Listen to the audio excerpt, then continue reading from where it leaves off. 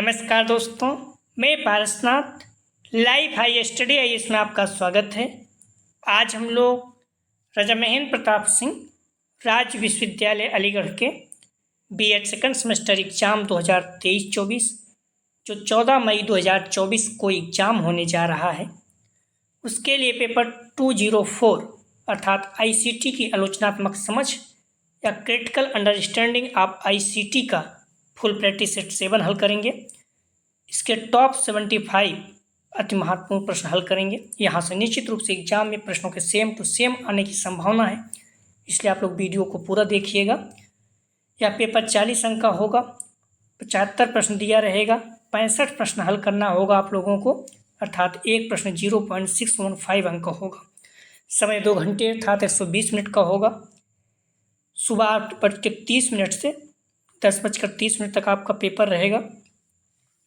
इस पेपर में पास होने के लिए आप लोगों को कम से कम 16 अंक प्राप्त करना होगा, अर्थात 26 प्रश्न सही करना होगा।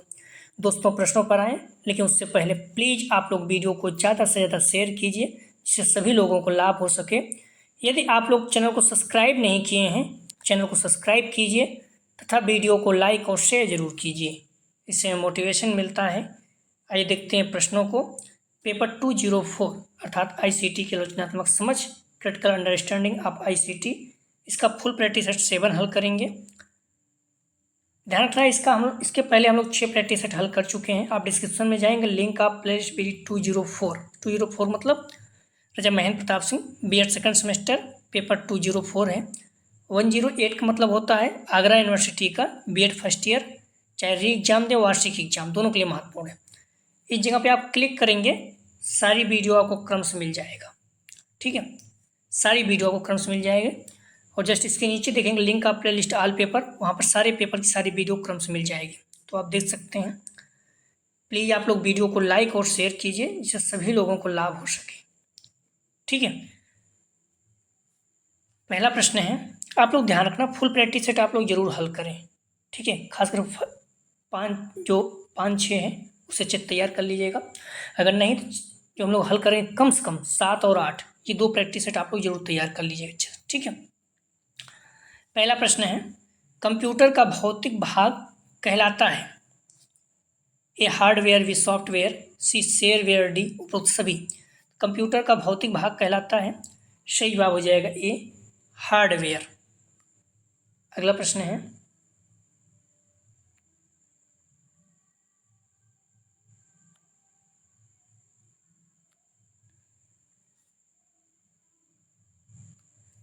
निम्नलिखित में से क्या वेब 2.0 को सर्वश्रेष्ठ तरीके से व्यक्त करता है? ए स्टैटिक वेबसाइट, बी बुद्धिमान वेबसाइट, सी सोशल मीडिया और उपयोगकर्ता द्वारा उत्पन्न वेब सामग्री, डी इनमें से कोई नहीं। तो निम्नलिखित में से क्या वेब 2.0 को सर्वश्रेष्ठ तरीके से व्यक्त करता है? सही जवाब हो जाएगा 2 का सी, सोशल मीडिया उपयोगकर्ता द्वारा उत्पन्न वेब सामग्री। अगला प्रश्न है, निम्नलिखित में से क्या एक उपयोगकर्ता और कंप्यूटर के मध्य इंटरफेस का कार्य करता है?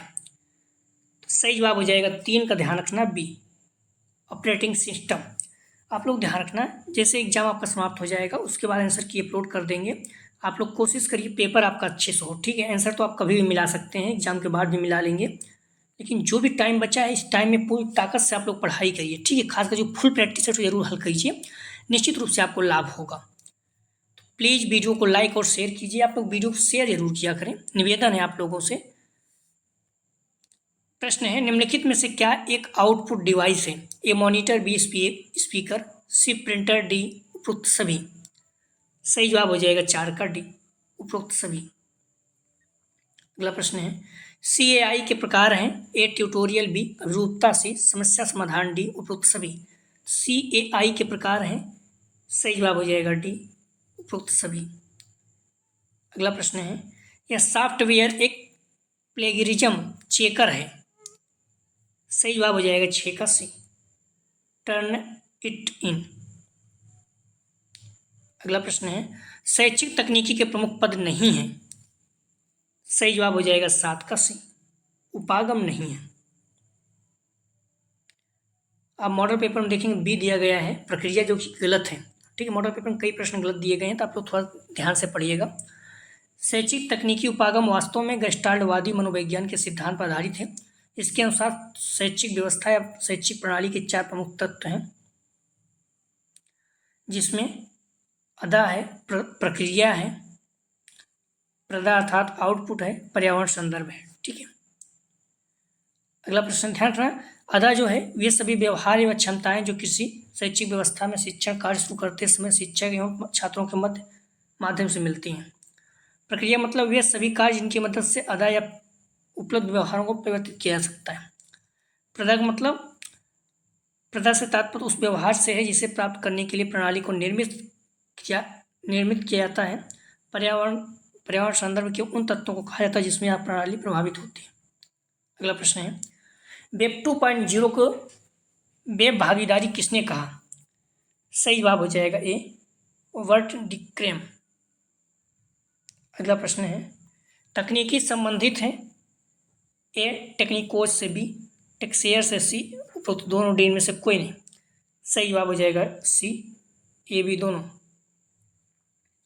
अगला प्रश्न है, ज्ञान के व्यवहार में विनियोग की क्रिया ही शैक्षिक तकनीकी है, किसका कथन है? सही जवाब हो जाएगा ए, एम्बूटर का। अगला प्रश्न है, सिडनी प्रेसी ने शैक्षिक तकनीकी का सर्वप्रथम उपयोग कब किया था? सही जवाब हो जाएगा बी, सन 1926 में। अगला प्रश्न है, शैक्षिक तकनीकी की विशेषता नहीं है। सही जवाब हो जाएगा बी, वैज्ञानिक सिद्धांतों से परे। अगला प्रश्न है, मानवीय ज्ञान के पक्ष हैं। सही जवाब हो जाएगा सी, उपरोक्त दोनों, ज्ञान का संचय, ज्ञान का हस्तांतरण, दोनों। अगला प्रश्न है, हार्डवेयर उपागम सापेक्षिक शैक्षिक तकनीकी है या कथन है? सही जवाब हो जाएगा ए, सिल्वरमैन।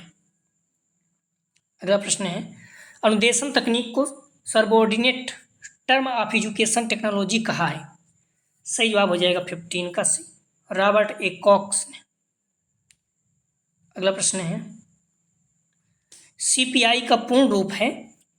सही जवाब हो जाएगा 16 का, ध्यान रखना, सी, सेंट्रल पेडागोजिकल इंस्टीट्यूट। अगला प्रश्न है, प्रथम पीढ़ी के कंप्यूटर का आविष्कार कब हुआ? सही जवाब हो जाएगा डी, इनमें से कोई नहीं। ठीक, प्रथम पीढ़ी के कंप्यूटर का आविष्कार कब हुआ?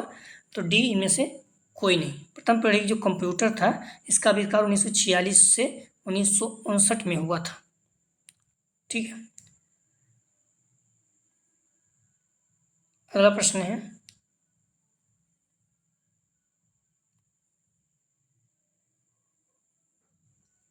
कंप्यूटर सह अनुदेशन की शुरुआत सर्वप्रथम 1961 में कहाँ हुई? सही जवाब हो जाएगा 18 का ए, इलिनोइस विश्वविद्यालय, अमेरिका। अगला प्रश्न है, फाइबर नेटवर्क का प्रचलन कब शुरू हुआ? फाइबर नेटवर्क का प्रचलन कब शुरू हुआ? सही जवाब हो जाएगा 19 का सी, 2015 में। अगला प्रश्न है, ध्यान रखना, अक्टूबर 2011 में नेशनल ऑप्टिकल फाइबर नेटवर्क को लॉन्च किया गया। 2015 में इसका नाम बदलकर भारत नेट प्रोजेक्ट कर दिया गया था। अगला प्रश्न है, साहित्य चोरी से संबंधित नहीं है। सही जवाब हो जाएगा डी, स्कैन। आप लोगों को लास्ट पेपर बचा हुआ है, कोई ताकत से पढ़िए क्योंकि नंबर बहुत महत्वपूर्ण होता है। ठीक है, आप बीएड कर रहे हैं, कोशिश करिए अच्छे नंबर आए। आप जो लोग एमएड करना चाहते हैं उनके लिए बहुत बेनिफिट रहेगा, क्योंकि ज़्यादातर देखिए तो आगरा हो या फिर राजा महेंद्र प्रताप सिंह परसेंटेज से ही हो रहा है। ठीक है, आपको परसेंटेज अच्छा रहेंगे, 80+ रहेगा, तभी 83-84% इस बार अगर डीएस कॉलेज में देखें तो लगभग 84% इसका था, उसी का हुआ था। ठीक है, तो इस तरह से आप लोग थोड़ा मेहनत करिए जिससे परसेंटेज अच्छा रहे। अच्छा परसेंटेज रहेगा तो बेहतर रहेगा भविष्य के लिए। तो प्लीज़ वीडियो को लाइक और शेयर जरूर करें। ध्यान रखें आप लोग शेयर जरूर करें, ठीक है, और सब्सक्राइब जरूर करें। लगभग आधे लोग ऐसे हैं जो बिना सब्सक्राइब किए देखते हैं, तो प्लीज़ आप लोग वीडियो को सब्सक्राइब जरूर करें, चैनल को, कोई नुकसान नहीं होगा। प्रश्न है, क्रियात्मक सिद्धांतों के आधार पर कंप्यूटर का प्रकार नहीं है। सही जवाब हो जाएगा सी, पर्सनल कंप्यूटर। अगला प्रश्न है, वेब 2.0 की सुविधाओं व तकनीकों का परिचय कराने के लिए स्लेट्स नाम दिया है। सही जवाब हो जाएगा, ध्यान रखना, ए, एड्यू मैकेफी। अगला प्रश्न है, मुख्य मेमोरी नहीं है। सही जवाब हो जाएगा डी, ALU। मेमोरी के 3 प्रकार हैं, primary memory, secondary memory, cache memory. Primary memory इसे मुख्य मेमोरी कहते हैं। इसमें रैम है, रोम है, स्टैटिक है, प्रोम है, डायनामिक है, ईप्रोम है, ईईप्रोम है। सेकेंडरी मेमोरी में hard disk, magnetic tap, CD, DVD, zip disk extra. अगला प्रश्न है, इंटरनेट सेवा है, A world wide web, B email, C chatting, D उपरोक्त सभी। तो इंटरनेट सेवा है, सही जवाब हो जाएगा, ध्यान रखना D उपरोक्त सभी। अगला प्रश्न है,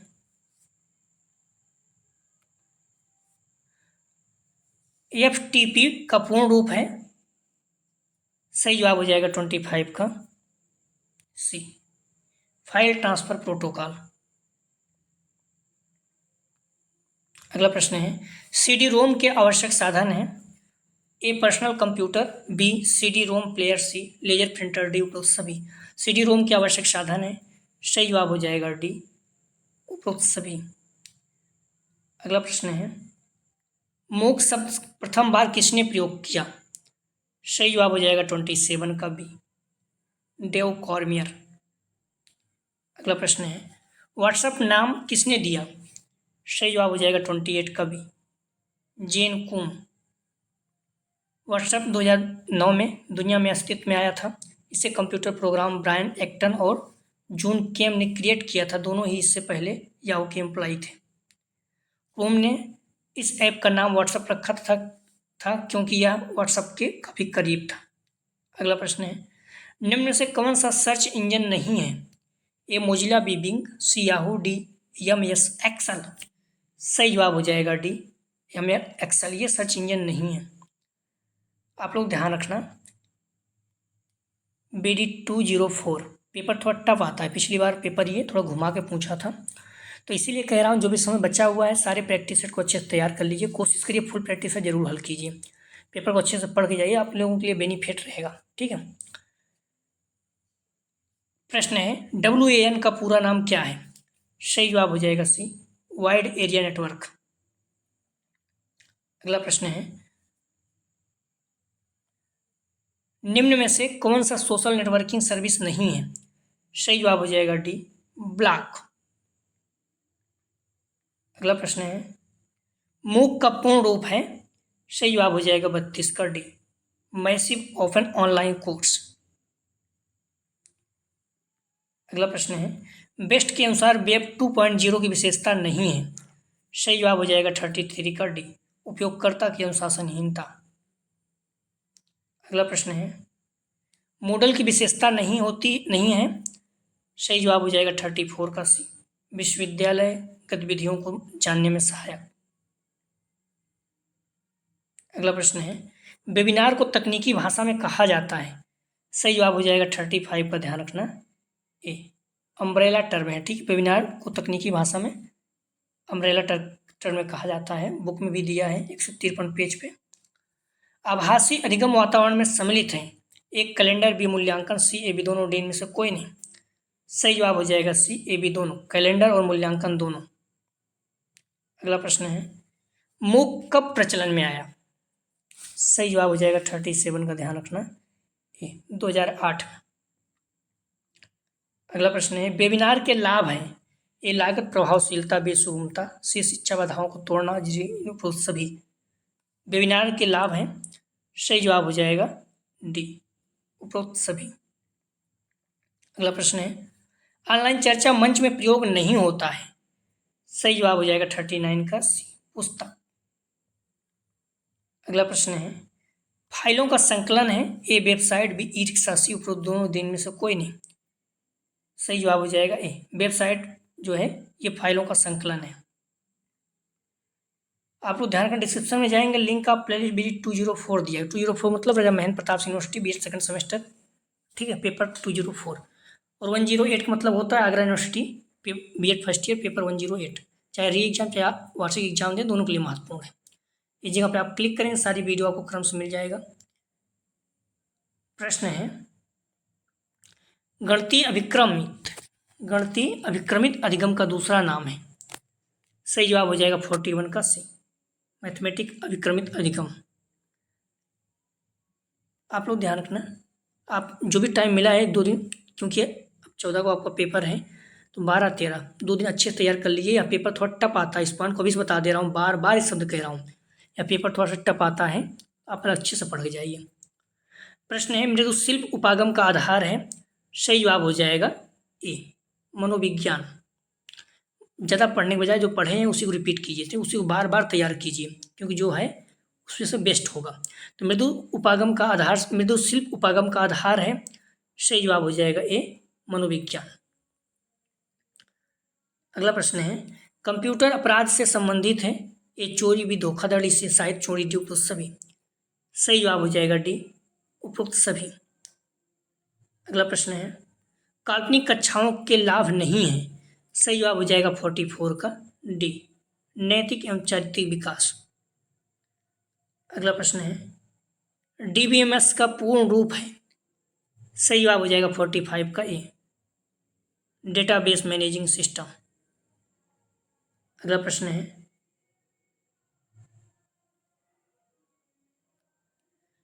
शैक्षिक संगठन में सूचना एवं संप्रेषण से संबंधित है। एक, क्रियाओं में सहयोग और समानता बी, शैक्षिक अवसरों की समानता सी, उपरोक्त दोनों ए बी, डी उपरोक्त दोनों ए बी में से कोई नहीं। शैक्षिक संगठन में सूचना एवं संप्रेषण से संबंधित है।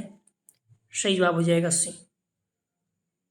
ए बी दोनों, क्रियाओं में सहयोग और समानता, शैक्षिक अवसरों की समानता। अगला प्रश्न है, एएलयू का पूर्ण रूप है।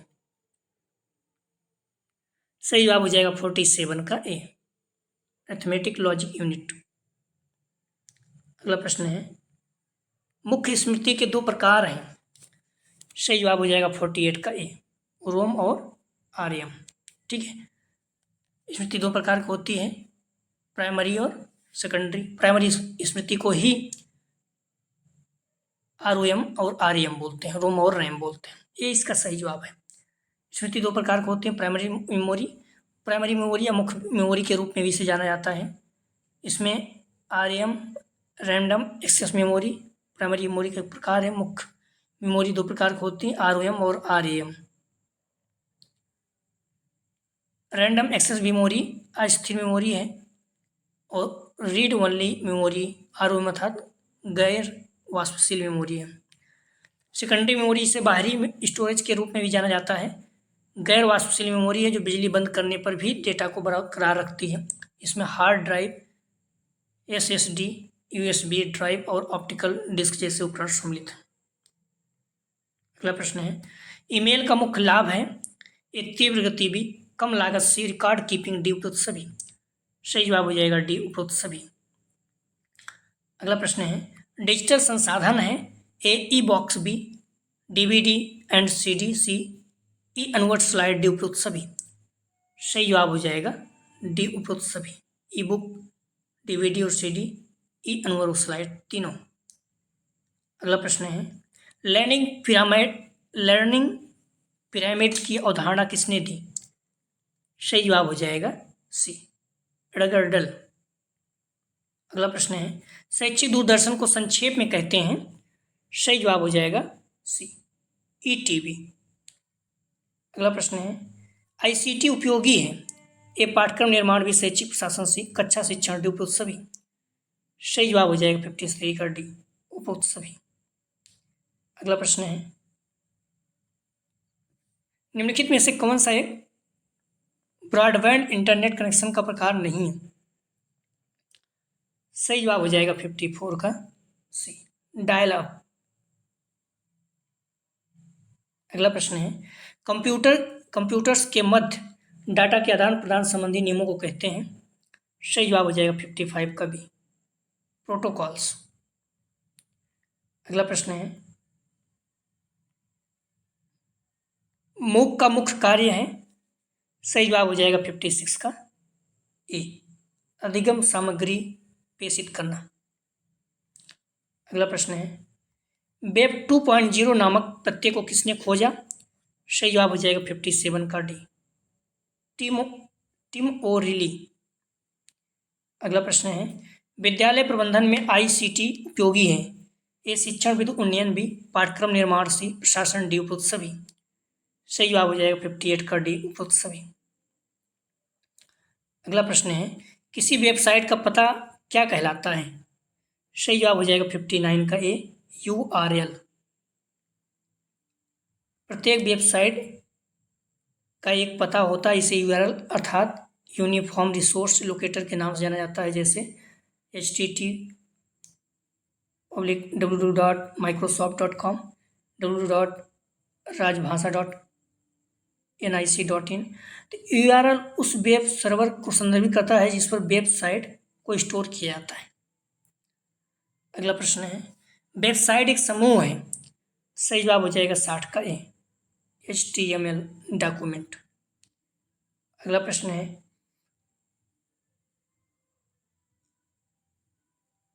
HTML का पूरा नाम है, फुल फॉर्म पूछा है।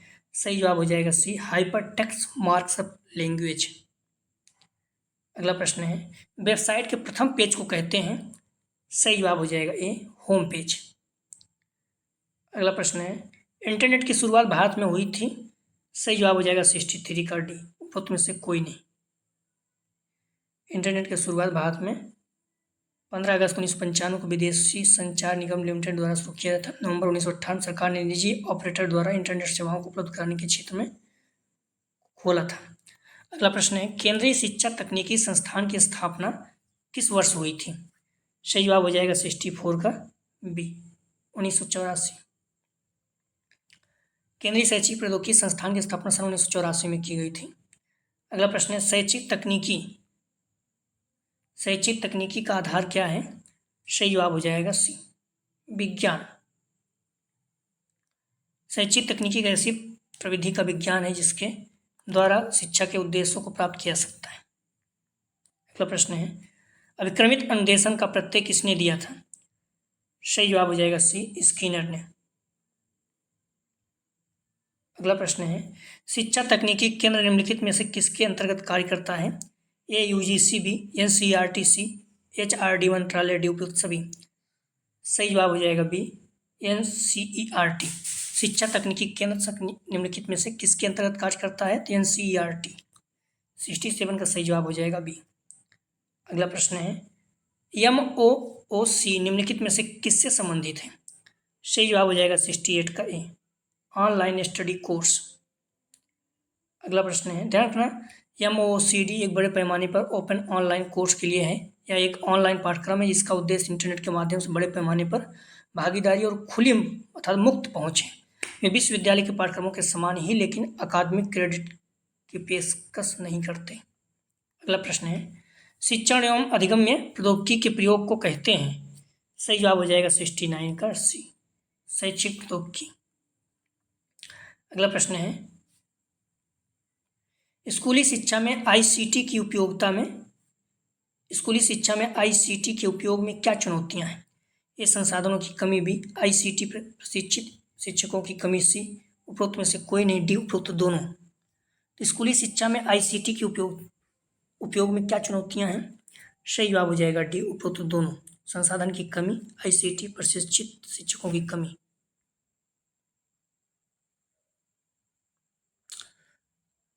ठीक है, तो स्कूली शिक्षा में आईसीटी के उपयोग में क्या चुनौतियां हैं? सही जवाब हो जाएगा 70 का डी, उपरोक्त दोनों। अगला प्रश्न है, फायरवॉल सॉफ्टवेयर किससे संबंधित नहीं है? सही जवाब हो जाएगा 71 का सी, फायरवॉल एक सॉफ्टवेयर उपकरण है जो सर्वर नेटवर्क और व्यक्तिगत कंप्यूटर की सुरक्षा करता है। अगला प्रश्न है, शिक्षण में आईसीटी के क्या लाभ हैं? ए, लागत प्रभावशीलता, बी, अपडेट करने में सरल, सी, प्रभावी ढंग से प्रबंधन डी, उपरोक्त सभी। सही जवाब हो जाएगा डी, उपरोक्त सभी। अगला प्रश्न है, MOOC क्या है? सही जवाब हो जाएगा सी, मैसिव ओपन ऑनलाइन कोर्स। अगला प्रश्न है, सोशल नेटवर्किंग ग्रुप की क्या खामियां हैं? इस समय की बर्बादी, बेसाइबर धमकी, सी, पहचान की चोरी डी, उपरोक्त सभी। सोशल नेटवर्किंग ग्रुप की क्या खामियां हैं? सही जवाब हो जाएगा 74 का डी, उपरोक्त सभी। अगला प्रश्न है SWAYAM अर्थात स्वयं क्या है? सही जवाब हो जाएगा सी, ई लर्निंग प्लेटफॉर्म। आप लोग ध्यान कर डिस्क्रिप्शन में जाएंगे, लिंक आप प्लेलिस्ट BG 204 दिया गया है। इसका मतलब बीएड सेकंड ईयर पेपर 204 और BEd first year 108 Agra university. चाहे री एग्जाम वार्षिक एग्जाम कोई भी दें, महत्वपूर्ण है। आप लोग एग्जाम पर क्लिक करेंगे, सारी वीडियो आपको क्रम से मिल जाएगा। जो अगला प्रैक्टिस सेट हम लोग हल करेंगे पेपर 204 ICT की रचनात्मक समझ क्रिटिकल अंडरस्टैंडिंग ऑफ ICT, इसका फुल प्रैक्टिस सेट 8 हल करेंगे। इसके पहले हम लोग इसको लेकर 7वां वीडियो है ये, आप लोग खास करके फुल प्रैक्टिस सेट जरूर देख के जाएं और संभव हो तो पूरा सारी वीडियो को अच्छे से तैयार कर लें।